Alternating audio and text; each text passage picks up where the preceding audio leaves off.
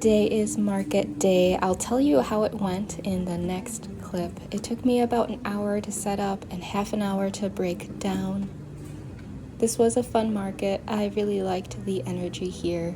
And I've learned as long as I can crochet, I'm pretty content to be at these places.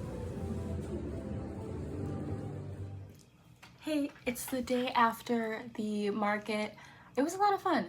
I did not do super duper with sales, but I did well, so that was really nice. Some thoughts are that I think I'm okay doing craft shows as long as I have crochet that I can work on.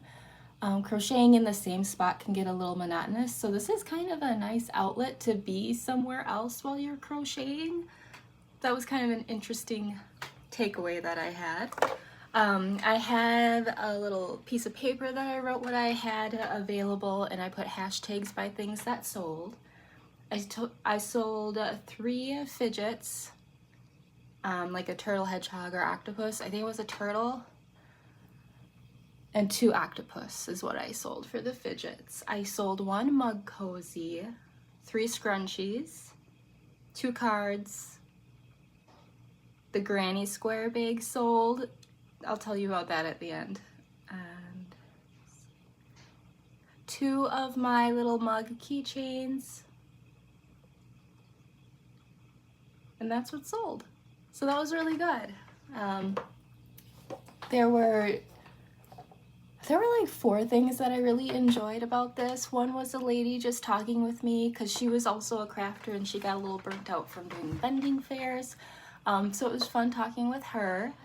It was just really nice having people come by and hearing their little comments about like, oh, that's really cute and things like that.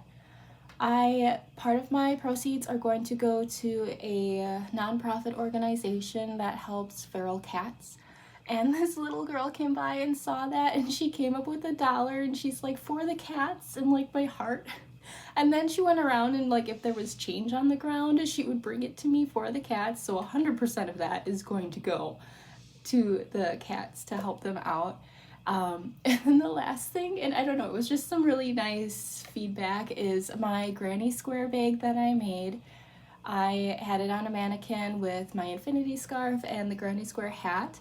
And these couple of girls just kept coming by and looking and coming by and looking, and then eventually they ended up buying it, but it was just really fun. I almost got like really used to them coming by, and I'd be like, I feel like they're due to visit again, and then sure enough they would show up. So that was really nice to sell that. I am going to work on my like what I made and figure out and write my check for the nonprofit organization, but it was fun overall. A lot of work, obviously. Okay, here's my very messy spreadsheet. I sold 14 items. I don't really understand how to figure out my cost of expenses for supplies. I know I figure that out when I'm calculating what to charge.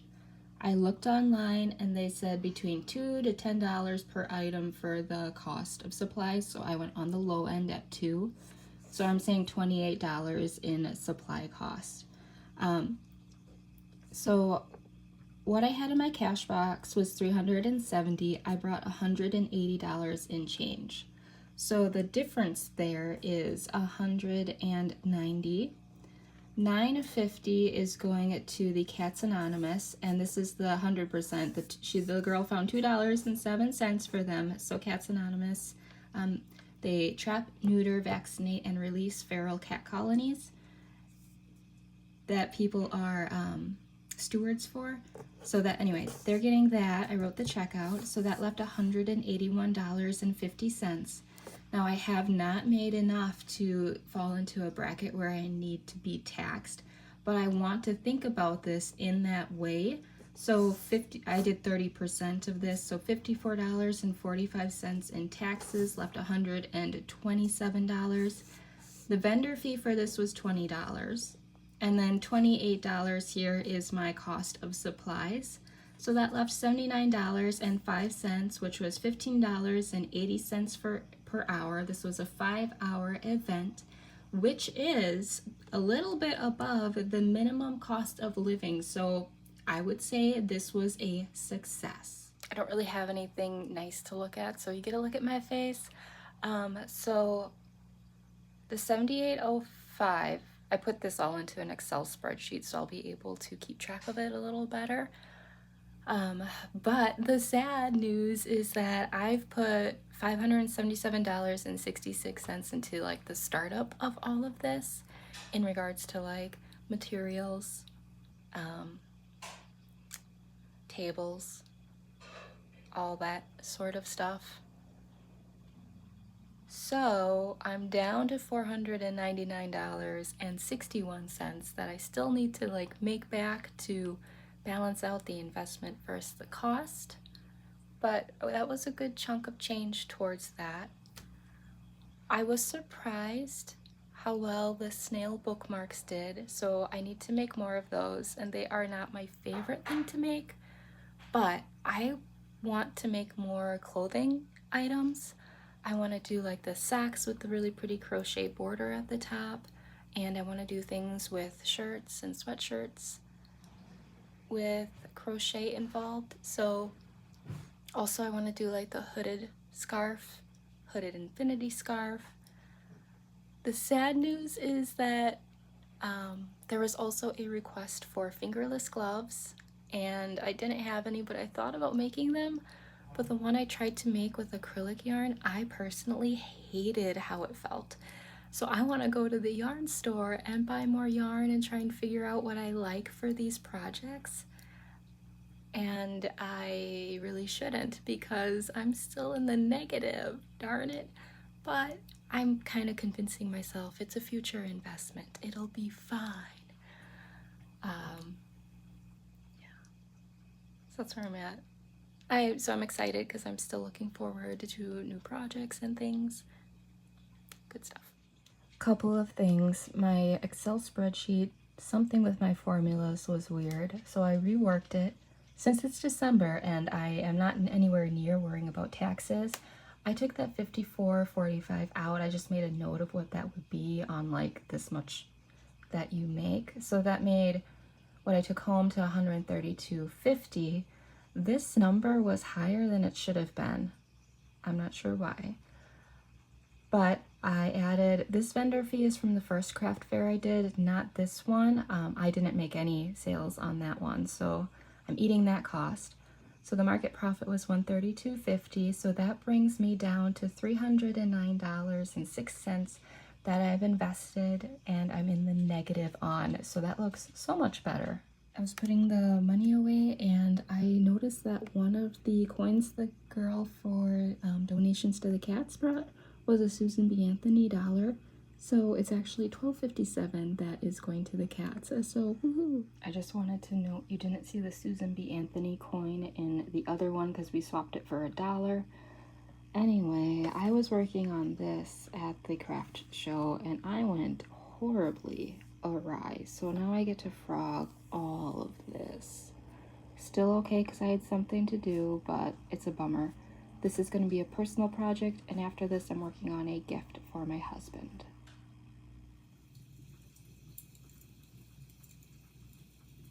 Isn't this super pretty? I had to share it with you guys. Cozy old castle room with rain and fireplace sounds. Rain sounds grow happiness, help to sleep well. If you want this on too.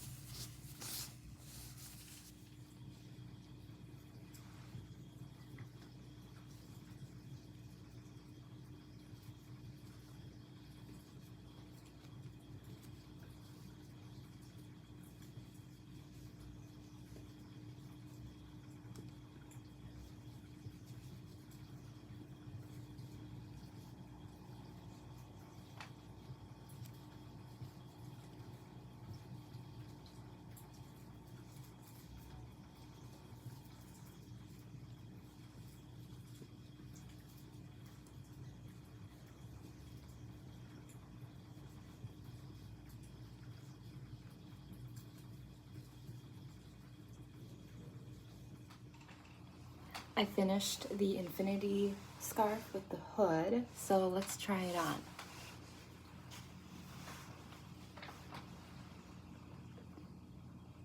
Oh, hold up. I have to turn it inside out because that's how I joined them. There we go.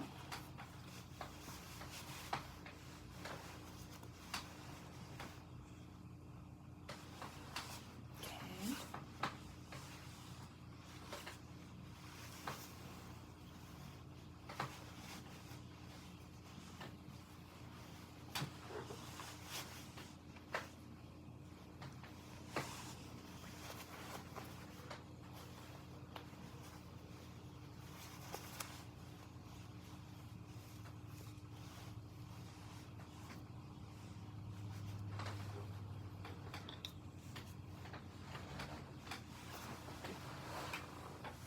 Slouch down here.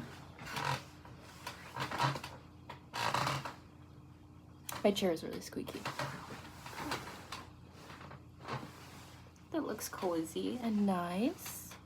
I almost want to get faux fur for right around this part. I think that would be really pretty. I possibly would do it under the bottom, but I don't know if I would love. It would be really easy actually to do and then just to frog if I don't like it. So keep an eye out for something cute like that. Okay, this is the next project I'm working on. I got this Forest Heather color by Swish off of Knit Picks, and I'm very intimidated by this project. It has cables. I spent 6 hours struggling with cables. I did not get them right. I've reworked this row several times to the point where I think I'm just gonna keep pushing on. The person that this is a gift for, I think, will be very kind about how it turns out. I do want it to be good, but also, how many times can I sit and struggle with a cable, you know? This pattern, it's a beautiful pattern, Bows of Yggdrasil. It is a scarf, and I bought it from the Cocky Crocheter off of Ravelry, and they have a really good video and they have really good directions, but even so, I don't get cables. They're so tricky to me. So anyway, that's what I'm working on. I have an update. I frogged that. I'm not ready for it. It is too advanced. So this is the Celtic Garden Scarf by Noelle Stiles. I bought the pattern off of Etsy, and this is what it's turning out to look like. There's like this beautiful plant in the middle and some cabling along here, and these cables I love. My brain is really liking this pattern, so I'm glad I ended up going with it, and we'll continue on in the fall. Some time has passed. This is how far I am on the Celtic Garden scarf.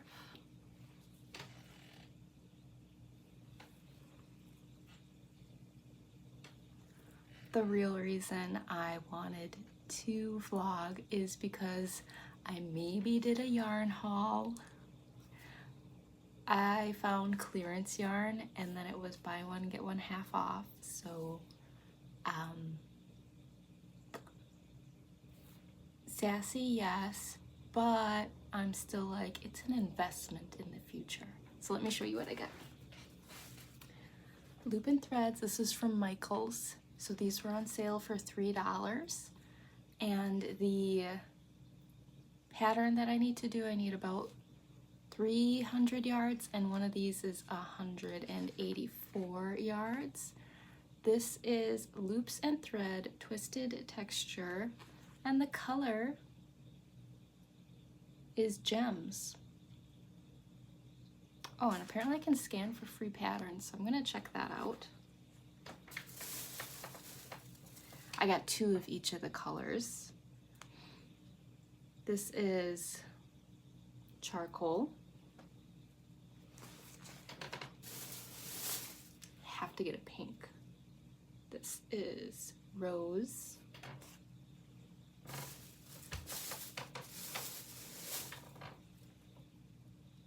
Ocean breeze.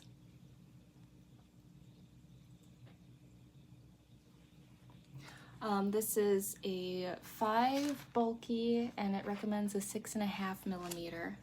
I wanted a 9 millimeter weighted yarn, but I couldn't find one that wasn't gonna be like almost $20–30 in materials alone. This one's my absolute favorite. This is the color Pastel Rainbow. So these are probably all going to be discontinued, that they're on such a good price. This is the last one. It's a darker blue. And this one is a Blue Yonder. It's kind of a fun name.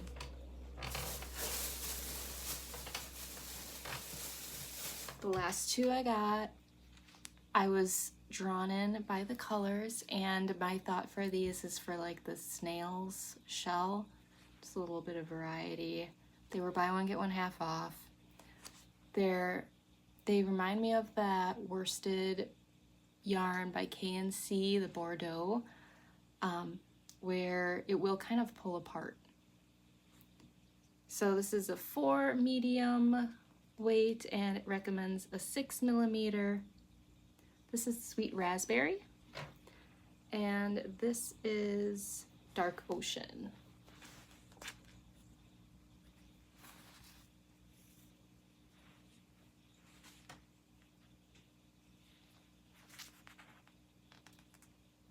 Okay, that was it. I have acquired a box, so now I can look at all their beautiful colors.